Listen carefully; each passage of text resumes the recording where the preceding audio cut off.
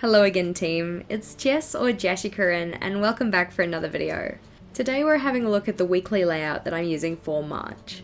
For the sake of simplicity, this month I'm using the same style of weekly layout for each week, compared to February where I had a different one for each week. I'm continuing my nautical theme by using some of the same elements from my monthly setup. So things like the old parchment border that I have in the box I'm drawing here, the rope borders, and of course the same colour palette and lettering style for my headers. The first element that I'm adding to this weekly spread though is a space for a running task list. As you can see, I've just used that old parchment border here to separate it from the rest of the spread, and I'm using a light grey Tombow to add in a drop shadow. As promised, I am including a little rope drawing tutorial in this video. So as you can see, the first thing I did was go in with some pencil guidelines so that I made my rope a consistent thickness. These guidelines were effectively two concentric boxes, so having an inner border and an outer border for the rope that I'm drawing around the box. To draw on the rope though, I start drawing a line that curves from the right hand pencil guide to the left hand pencil guide along one edge. Each of these curving lines takes up a length of about one dot grid box in my journal. So to help with my spacing of these and to keep my rope looking fairly consistent, I normally like to line up each of the curving lines with the boxes of my journal. Once I have one curve per box along the entire edge, I then go and fill in the gaps with the same shapes again, this time making sure to start and end the curves at the lines that are already there. Hopefully that makes sense. It is a little difficult to describe, but I'm hoping that along with the visuals, you kinda get what I mean. For the corners, I just make the last curving line of that edge curve around the corner of the box that I'm drawing.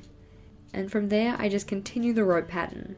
I repeat this for every edge of the box until the rope outline is completely filled in. It does take some practice to get it looking consistent, and the straight parts are certainly easier than the corners. But like with all things, practice does make progress. Once the outlining of the rope was drawn in, it was then time to add in some shading. For this I used a thinner pen than the one that I used for the outlines, and all it really is adding roughly 3 lines coming out of each of the points in the rope segments. Making those shading lines slightly curved rather than just straight does help to add more of a 3D element to the rope, make it look a little bit more realistic. In terms of the actual pen sizes that I'm using here, for the outline of the rope I used the small Faber-Castell Pitt Artist pen, so that's the 0.3 size. And then for the fine lines that I'm doing here, that's the 0.1 size or the extra small. Individually and up close, it does really look kind of messy, but together it's really visually effective. That little box is going to serve as a place to record my meal plan for the week, but I also want somewhere to put events. On the leftmost half of the left page, I'm just ruling in 7 equally sized sections, so each of those being 5 boxes tall. In terms of the space in the middle of the spread, this is going to be the place to record my daily checklists. So either the night before or the start of each day, I'll write in the header for the day ahead and then write a list of the tasks that I need to get done.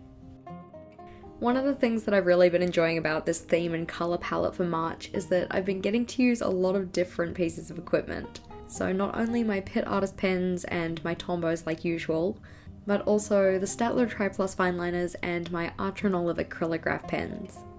The acrylographs in particular have been really enjoyable to use because I haven't used them in my journal properly before.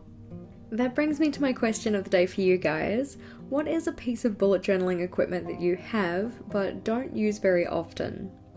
Of course, I'm now using my acrylograph paint pens more than I have previously, but some examples of ones I don't use very often that I do have would be things like stickers and stamps. In terms of my March weekly though, a nice straightforward one, but I think that's just what I need considering how busy the term's getting. As always team, thank you for watching. If you liked today's video, please do make sure to give it a big thumbs up, and be sure to subscribe to my channel for more on planning, productivity, and personal development. Until next time, bye!